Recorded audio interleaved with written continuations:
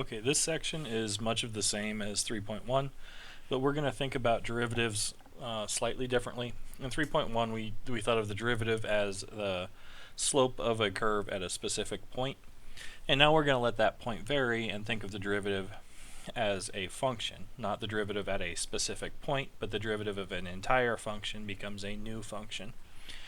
Okay, so what do I mean by that? Well, let's draw a picture first. So if I have, say, the function y equals x squared, right? I've got a graph that's a parabola. Let's try and fix that a little bit. Okay. And the derivative of this function, it has a negative slope over here, and as I go farther and farther to the left, this slope gets steeper and steeper, right? So it's a really high negative value out here. It becomes flat at 0. The slope turns over and becomes positive over here, and I have this as sort of a graphical representation of what the slope is at any given point, right? At this point, say x naught, the tangent line at that point has a slope that's less than 0, and we have this new graph down here which represents the input x naught and the slope, the derivative, the slope of the tangent line at that point. And so this graph is the graph y equals f prime of x, where this graph, the parabola, y equals f of x. Okay, let's draw another picture. Let's maybe look at the sine curve. Lots of stuff changing here, right? Okay, so there's the sine curve, and we haven't computed it yet, but the slope of the sine curve we know as x gets close to 0, sine of x over x gets close to 1. So at 0, my slope is 1, so I've got that point there. At this point, it's going to have a slope of -1. Here it's going to have a slope of 0 because it's flat, right? Flat there. It's going to have a slope of -1 there. It's going to be flat there, so slope of 0. So these blue points, these are what the slope of the sine curve is at that point. And what it looks like is if I connect these dots, I'm going to end up with the cosine curve. And we do know that the fact that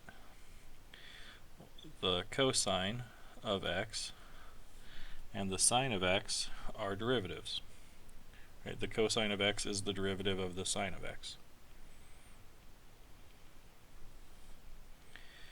And one of the notations that we have is if this is equal to f of x, this is equal to f prime at x, right? Okay, so we can kind of graphically represent what the slope is along the entire curve at any given point, and that's another function. So I can think of the derivative, it takes in a function and it gives you out another function, but those functions, the first function that it takes in is the original function f, the function it gives out is the derivative of f, and the derivative tells you what the slope of the original function is at any point along the curve. Okay, so algebraically, how do we do this? Well, we know that the derivative at a specific point is the limit, not as x, but as h goes to 0, of f of that specific x naught plus h minus f of that specific x naught over h, right? And we've computed that several times. Well, if I want to let that x naught vary, I just make it a variable and I leave that x undetermined. It's an indeterminate, so we still take the same limit. And we've done this a couple times too, where we don't set a specific x value. We did one in class yesterday where we found the derivative as a function, and then we figured out using that function and setting it equal to a specific slope, all of the points on the original curve that had that slope, right? But this is our definition of the derivative as a function. We can also define the derivative with a different limit.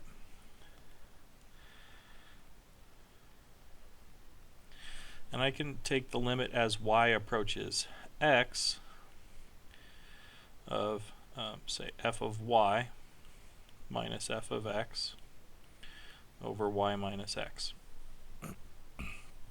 And this is just a different way to calculate that tangent line, right? In the picture, when we've calculated these things in the past, say here's x plus h, right? And we're seeing what happens as h gets close to 0. Well, with this, I'm not calling this x plus h, I'm just calling it y. This is y. And as y gets close to x is what's happening here. So y is getting close to x, so these points are still moving closer to each other. But I've just replaced the x plus h with a y. But these are equivalent definitions. And sometimes some of the functions are easier to compute a derivative with if you have it this format. Sometimes this format's better. It just depends on which functions you're taking derivatives of. Okay, some more notation. Derivatives have been around for a long time, and there's lots of different types of useful notation. Some of them are more common than others, but I'm just going to write down a bunch of different notations for the derivative. So let's say f is a function. The derivative of f can be denoted in a bunch of ways. Well, it can be f prime at x. It can be df dx. It can be written as the derivative, capital D, with respect to x of f. A lot of times when the variable is well known, it's just capital D of f. Sometimes they use parentheses, D of f. Sometimes they use parentheses, D of f of x. There's y notation, right? Often we write y equals f of x. Then f prime at x is known as y prime sometimes. Can be written as dy dx. Sometimes you just put a dot over the top of it. There's lots of different notations that we can use for these things sometimes. Okay, so all of these are thinking of the derivative as a function, right? We also have derivatives at specific points. So for each of these notations up here, I have to be able to tell you at a specific point what does it evaluate to. And so at specific points,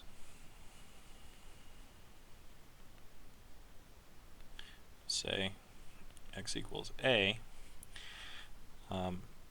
we can write f prime at a, we can write df dx at x equals a.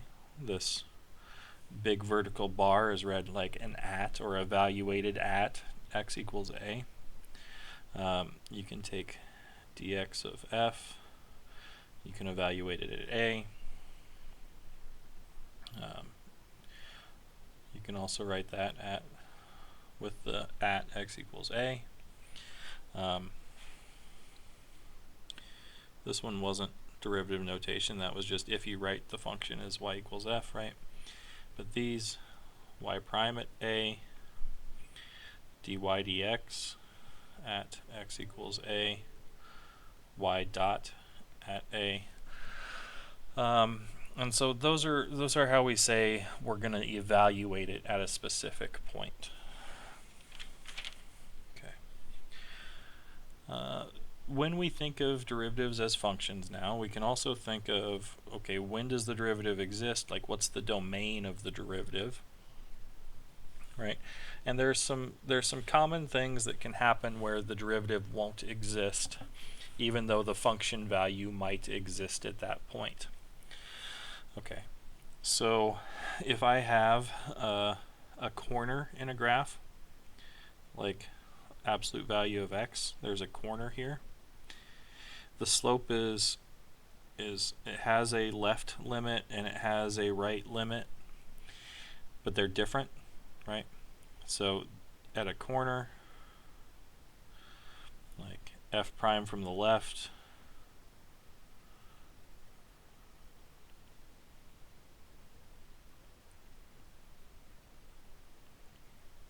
they sort of exist in some sense, right? The limit from the left here is a -1, the limit from the right here is a +1 as slopes, but they're different.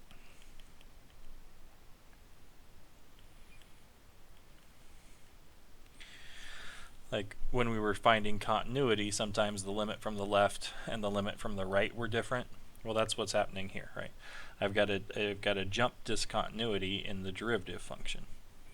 So my derivative, here's the original function. The derivative function, it would look like -1, and then it would jump up to 1. But there's nothing I can do. I can't even define what the derivative is here at 0, right? So this is f of x equals absolute value of x prime. This is the derivative of the absolute value of x equals y, that graph. Okay, so you can have a corner where from the left and from the right they're different, and then we wouldn't have a derivative at that corner. Other ways we might not have a derivative, we could have a cusp, right? And that's where the derivative, it could be an upside down one too, right? But on one side I have, this is an infinite slope, positive infinite slope. This is a negative infinite slope.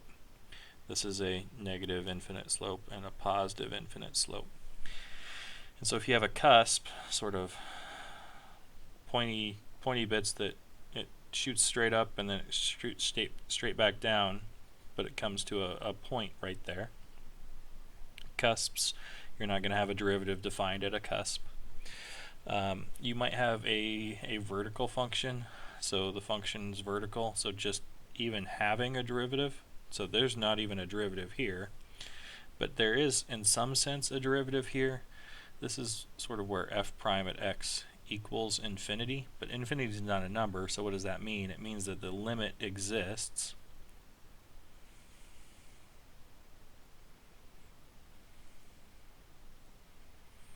Right, that limit exists, but it's equal to positive infinity or negative infinity, right? If this was an upside down cusp or upside down vertical, right? This would have negative infinite slope. This has positive infinite slope.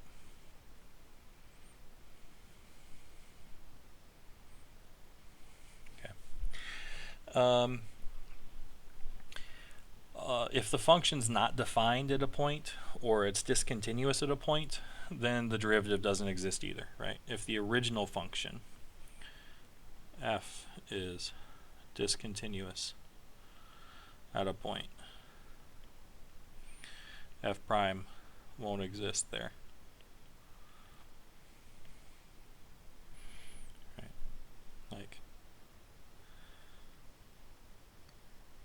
if I have a hole in the graph, I don't have a derivative there.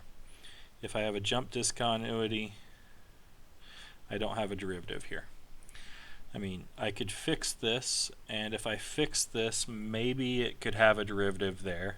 But if there's no function value there at all, I can't have a derivative, right? Because my limit definition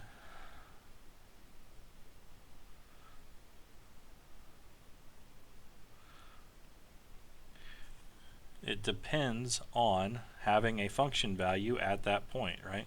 So if this is at x, I can't even start with my limit definition if I don't have a function value at that point. Okay, so f prime is not going to exist if the function isn't defined there, and it's not going to exist if there's a discontinuity there. And then the last one, which is sort of the weirdest of them all, is maybe the function oscillates a whole bunch, right? Like our sine of 1 over x. Maybe it just oscillates so much right in there and then it starts slowing down again. But in here, just crazy oscillation, right? And it might not be differentiable if I have crazy oscillation, wild oscillation. Oscillation. Wild oscillation can cause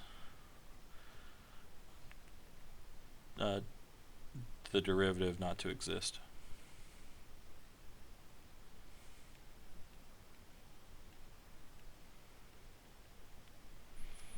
Okay, sometimes you can have wild oscillation and still have the derivative exist, right?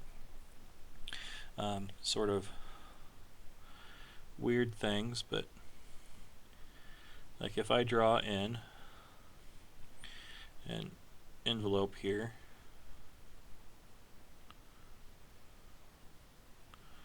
and I've got this sine function that lies between x equals y, so this would look something like x times the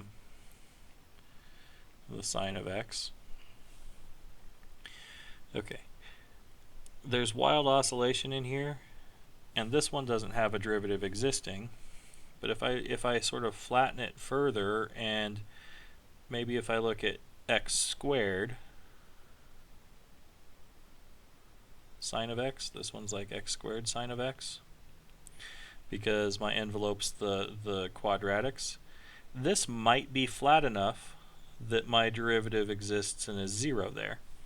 Here, this is probably too much wild oscillation, because this slope, the slope on my envelope on both sides, they're not the same. One's -1 and one's +1. Here, the slope on my envelope, both of them are 0, so my oscillation can't get too wild because it has to stick between something that's going to a slope of 0 and something that's going to a slope of 0.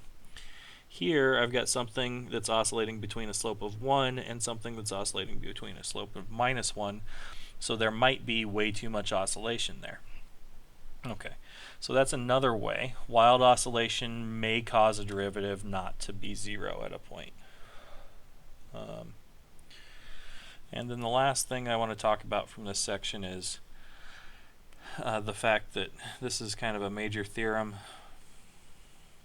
If f is continuous at x equals a, sorry, if f is differentiable, if there is a derivative at x equals a,